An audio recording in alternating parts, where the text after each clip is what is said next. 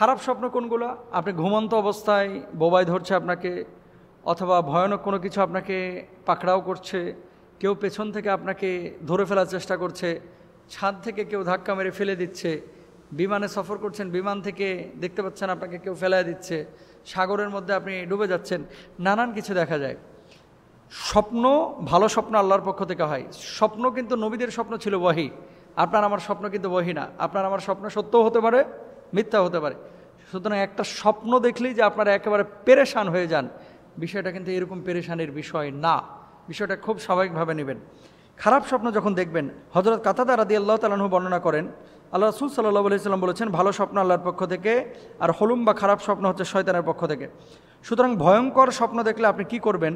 হযরত জাবের রাদিয়াল্লাহু তাআলা আনহু রাসূল আকরাম সাল্লাল্লাহু আলাইহি ওয়াসাল্লাম থেকে বর্ণনা করেন, তোমাদের কেউ যদি রাতে এমন কোনো স্বপ্ন দেখে যা অপছন্দ করে, ভয়ঙ্কর, সে যেন 3 বার বাম দিকে থুতু নিক্ষেপ করে।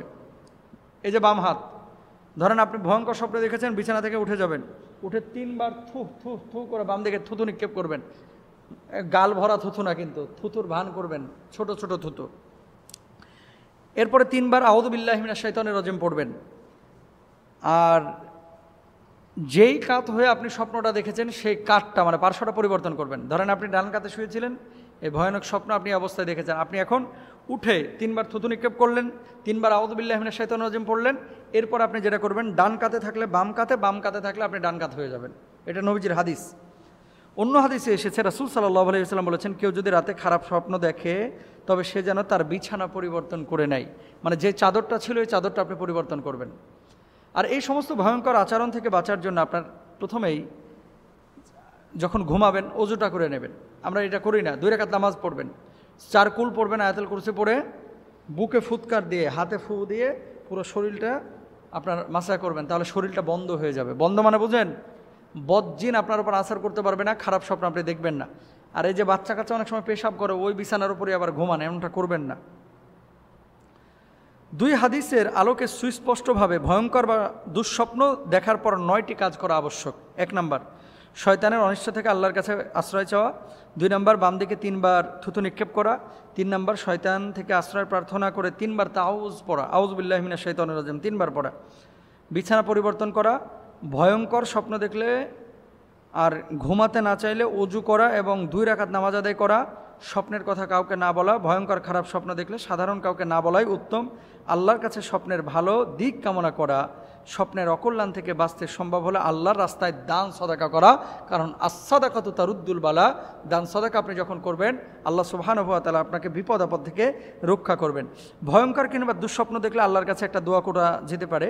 হযরত আয়েশা সিদ্দিকা রাদিয়াল্লাহু তাআলা আনহা বর্ণনা করেছেন, যখন কোনো মানুষ ঘুমের মধ্যে ভয় পায় তখন যেন সে বলে, আউযু বিকালিমাতিল্লাহি তাম্মাতি মিন গযাবিহি ওয়া ইকাবিহি ওয়া শাররি ইবাদিহি ওয়া মিন হামাযাতিশ শায়াতিনি ওয়া আন ইয়াহযুরুনা।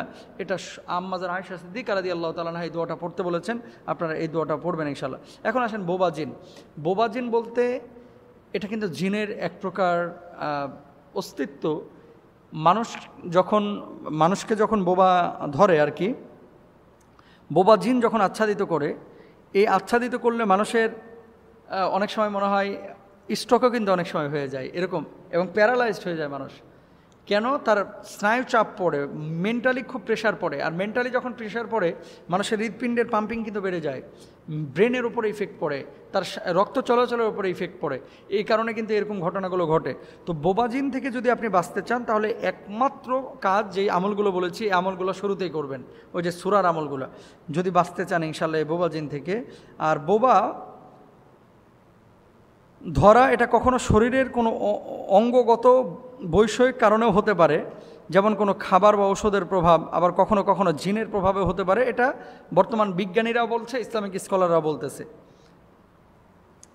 ইবনে সিনা তার চিকিৎসা গ্রন্থ আল কানুনে বলেছেন, এটা এমন একটি রোগ যার কারণে মানুষ ঘুমে প্রবেশকালে অনুভব করে যে ভারী কাল্পনিক কিছু তার উপরে পড়ছে, তাকে চাপ দিচ্ছে, তার নিঃশ্বাস বন্ধ করে ফেলছে, যার ফলে তার শব্দ আটকে যাচ্ছে, সে নড়াচড়া করতে পারছে না। তাহলে এসব ক্ষেত্রে যদি স্ট্রোক বা খিঁচুনি বা হার্টের উপরে কোনো ইফেক্ট পড়ে, অবশ্যই পরবর্তী সময় ডাক্তারের শরণাপন্ন হবেন। কিন্তু বাঁচার জন্য যে আমলগুলো একটু আগে বলেছি সে আমলগুলো আমরা করার চেষ্টা করব। আল্লাহ তাআলা তৌফিক দান করুন। সবাই বলেন আমিন।